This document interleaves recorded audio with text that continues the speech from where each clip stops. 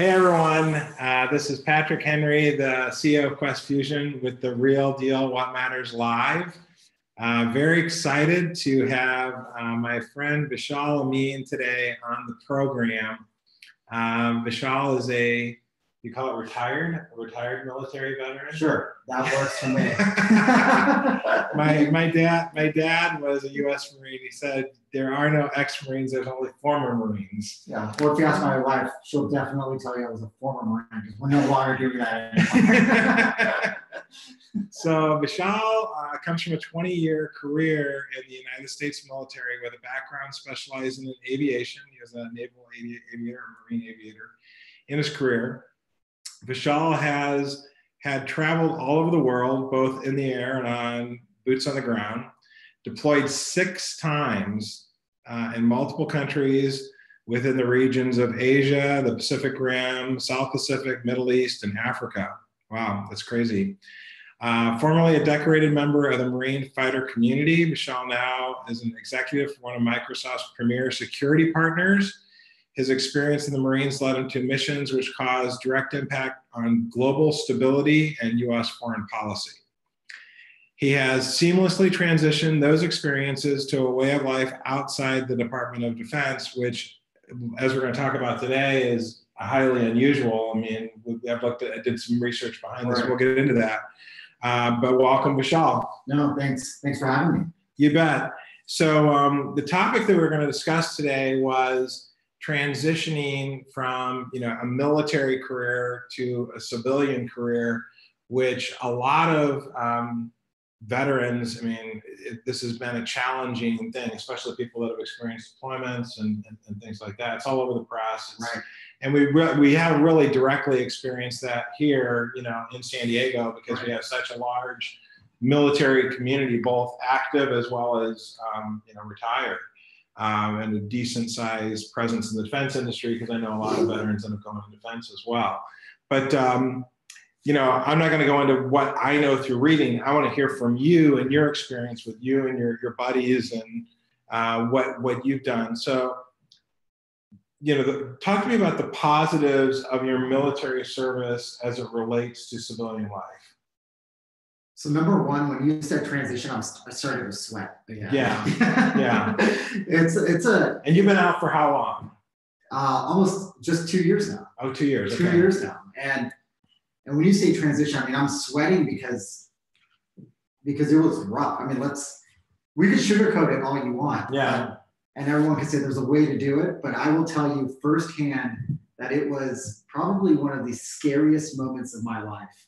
Coming out of the military, whether I knew it or not. To your question, the positives out of the military, the Marine Corps in general, I mean, there's so many. I don't think even the negatives were positives, because you're really building your career and your time in the military up to set yourself up for success later, whether you know it or not. So the big positives are perseverance. I think first and foremost, you start and you're thrown into a situation that you are not familiar with, and you're learning things that you didn't know. So being able to persevere, succeed regardless, and being given the tools or not given the tools to succeed, and making your way through that where failure isn't an option. Yeah. And those are probably the largest positives I got out of my career in the Marine Corps. So when you think about kind of that perseverance aspect of things, we all think of us that have not been in the military, very rigid, very structured. But obviously, if you're in a deployment, you have a plan, but then chaos occurs, and you have to adapt and adjust as you go along. Right. Like, are you somebody that brings a framework with you on how you deal with that stuff? Or you're just dealing off the cuff, or kind of the perseverance? How do you get through that? And based on your experience with other folks that are in your situation, is it a common way, or is it various different ways you guys do that? So within the military is what we're talking about, and transitioning out. So I like to think of it 2 ways, like successful organizations outside of the military and within, and feel free to chime in on this part, but they're mission-driven organizations. Yeah. They have a mission, they have a focus, the CEO has an intent. There's no difference there between the Fortune 500, 100, whatever you want to call it, the enterprise world, and the military. Yeah. The military is a mission-driven organization. They have a mission. Mm-hmm. Every mission has someone that's in charge to deliver that mission, and there's some intent behind it.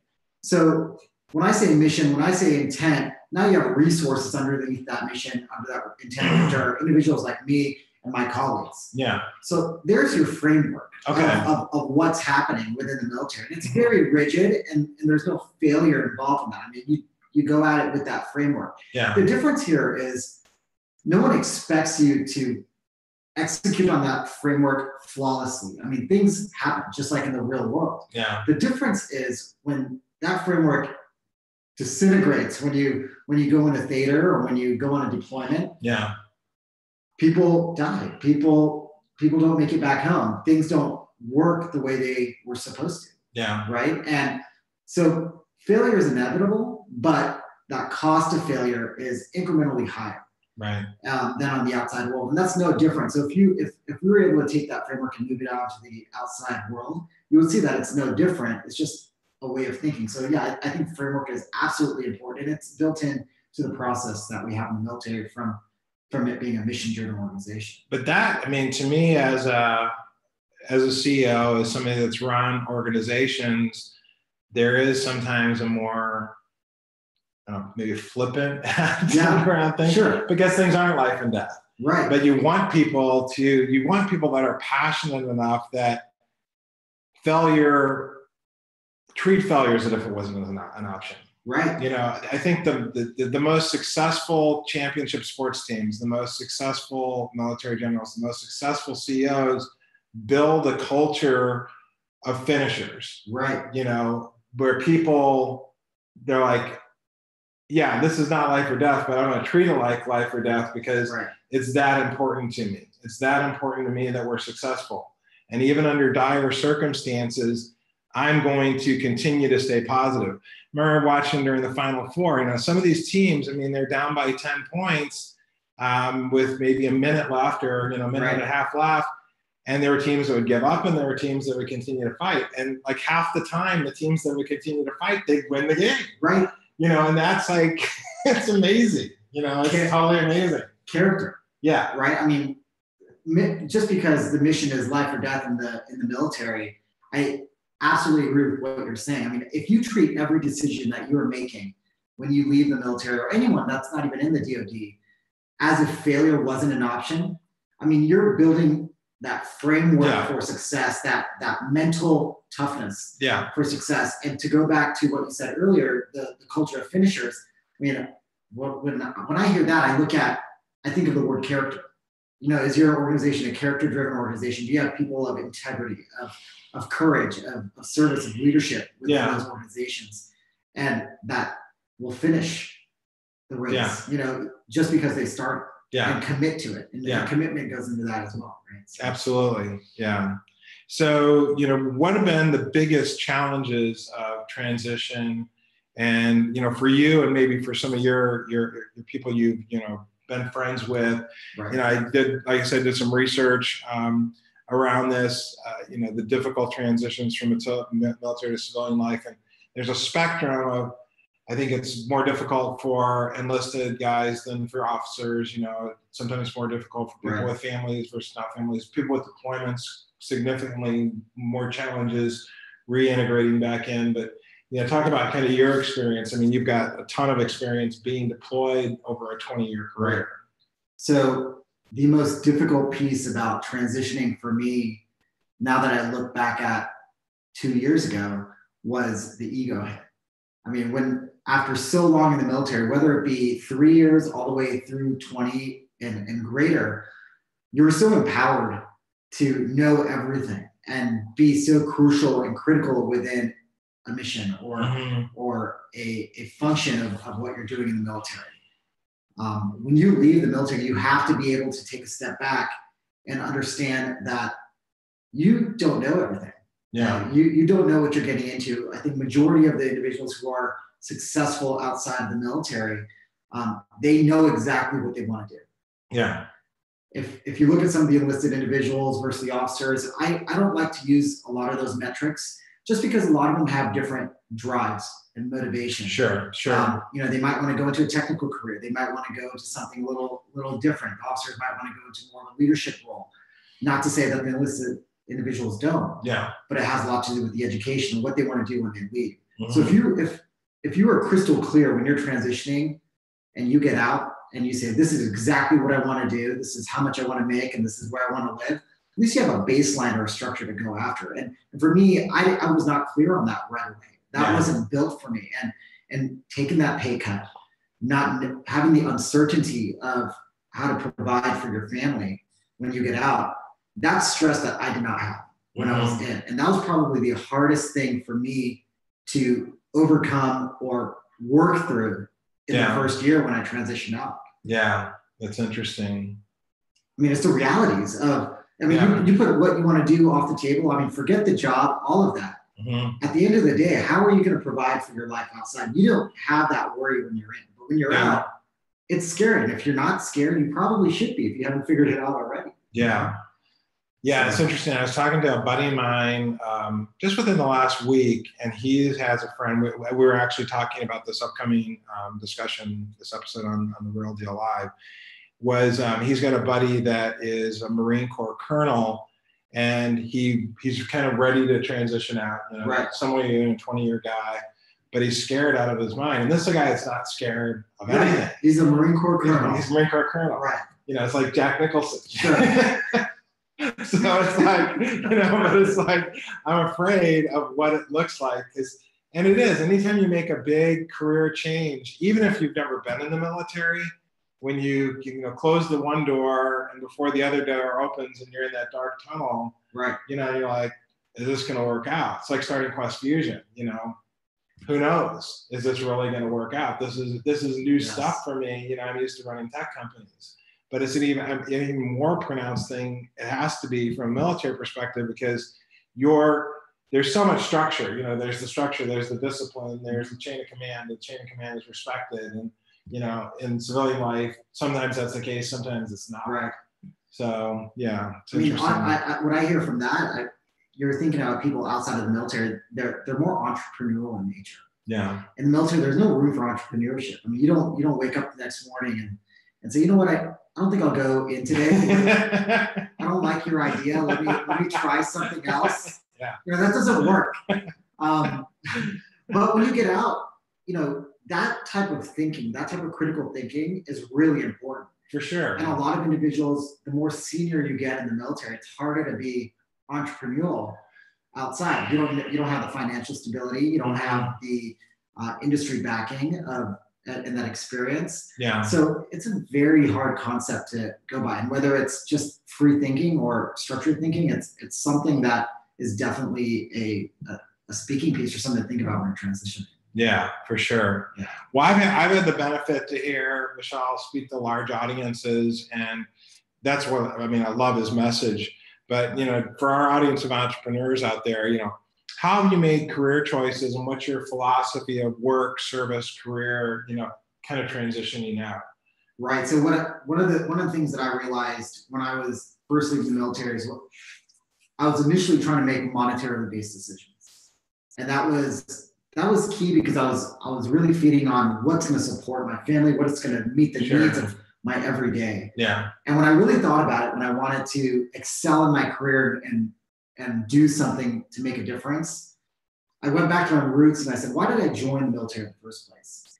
I believed in something greater than itself, something that I was able to invest in. And I wasn't making a monetarily based decision. I'm not saying that's wrong or right. You have to have some form or another to make ends meet when you leave, or even if you're not in the military. But you have to be mission driven. Yeah. You have to be focused on exactly what you want to do, and be able to tie into a cause or something that you're passionate about. Sure. And I think passion goes a long way into being successful. But the money's going to be there as long as you invest the time and the effort and the energy. And a lot of individuals don't like work-life balance. If you love what you do, then it's not necessarily work, right? But being able to have a mission, being able to be passionate about something and make those decisions and commit to those decisions are really going to make you successful. Yeah. Regardless of what you do. And that you're a testament to that. Yeah. It's interesting. My wife and I just went out of town this weekend and we drove. She doesn't like to fly, but it was luckily within a reasonable radius of San Diego. But I don't know, it's probably been at least 25 years ago. I listened to this audiobook, book on tape, and I don't think it was ever a book, but it was a Earl Nightingale, Lead the Field. And one of the big things that he talks about is your level of compensation, the amount of money you make in the world is directly based on your service. Right. And I do this, foundation of character is critical for that. And you're doing things for the right motives and the right reasons and those kind of things.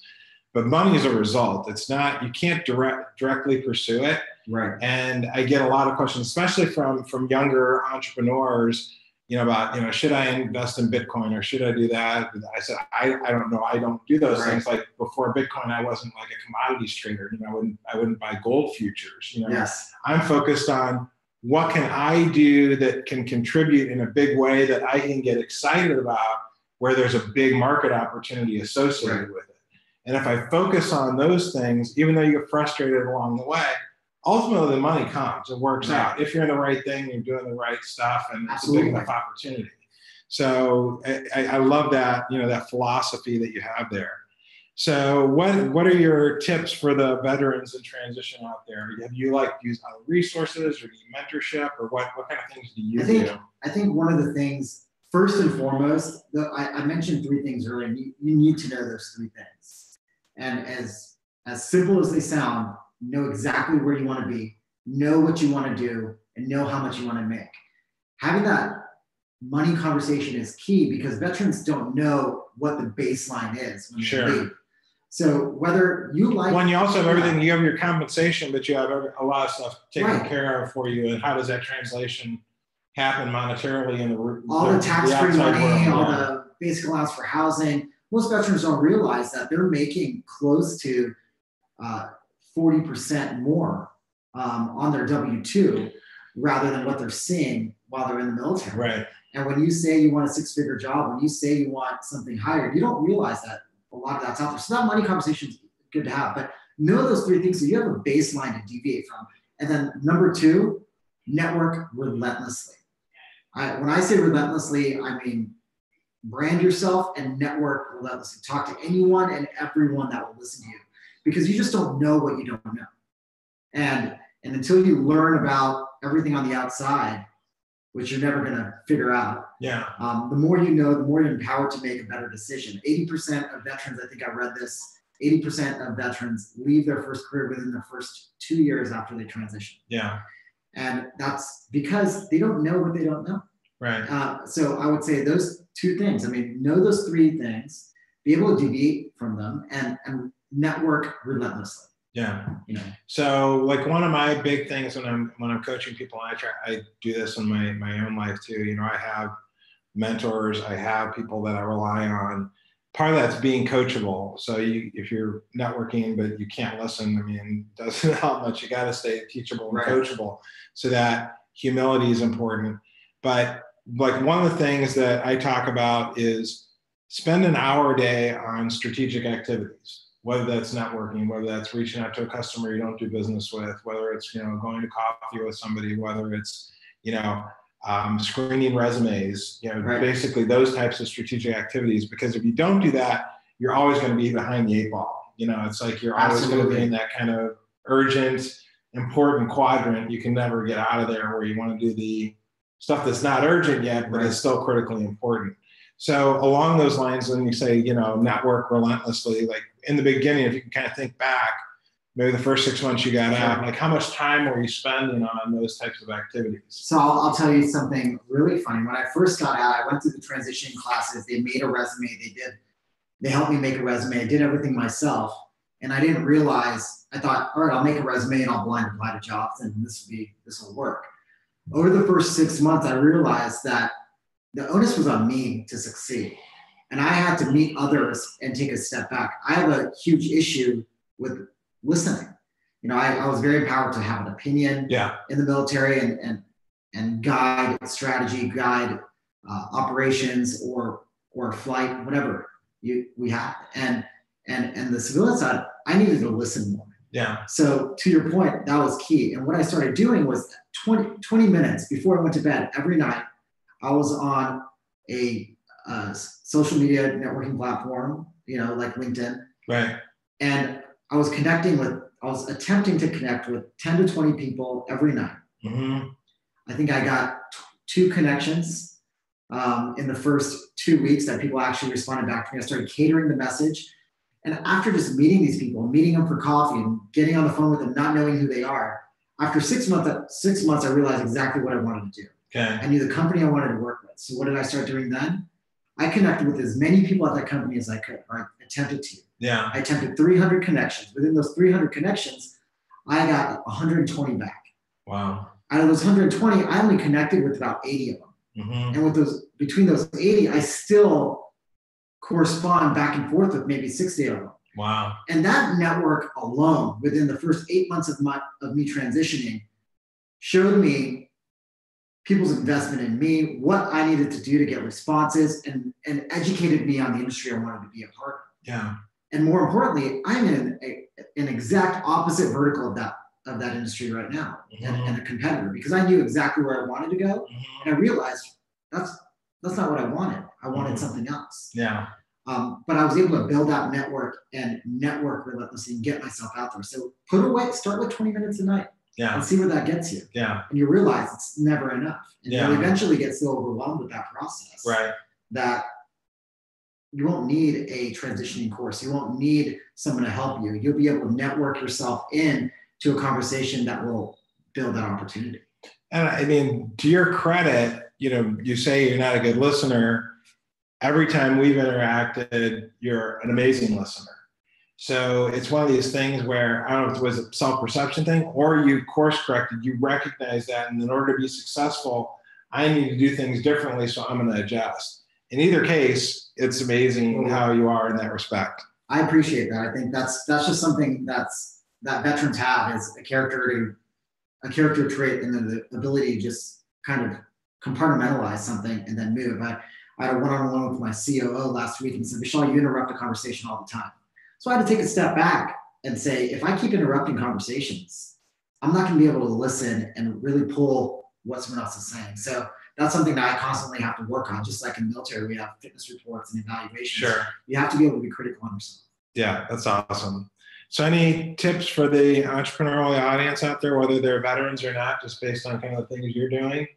I would absolutely say, some of the things that we covered. And the first and foremost, is when you make a decision, whether it be a small decision or a large decision in what you're doing, make sure you're making it as if there's no second chance or second opportunity. Take advantage of what you're doing in the situation that you're in. And what I mean by that is really believe in the actions that you're taking. Yeah. If you think that it's going to fail, then most likely there's a percentage of it that is going to fail. But don't be afraid of the failure. Take that failure as a lessons learned and move it to the side. Yeah. And now you have a different path to go after. So for the veterans, failure is key. Without failing when you're transitioning, you're not going to succeed. And for the entrepreneurs that have never been veterans, I think being able to understand perseverance and being able to think in a mindset that's so unforgiving, more than you're even used to, is key to success as well. It's not just, hey, this business idea isn't working, let's start a new one. Yeah. Really invest and jump off the cliff if you really believe in it. Right. I think that's going to be the key to success. It's awesome. Well, I really appreciate you spending time with us today. Let's see if we have any questions. No questions. So I think we can probably wrap it up. Perfect. So appreciate it, Vishal. This is really fantastic. We'll definitely have you back. I love your journey and kind of the things you're doing. So this is Patrick Henry, the CEO of QuestFusion with The Real Deal What Matters Live, signing off. Thank you.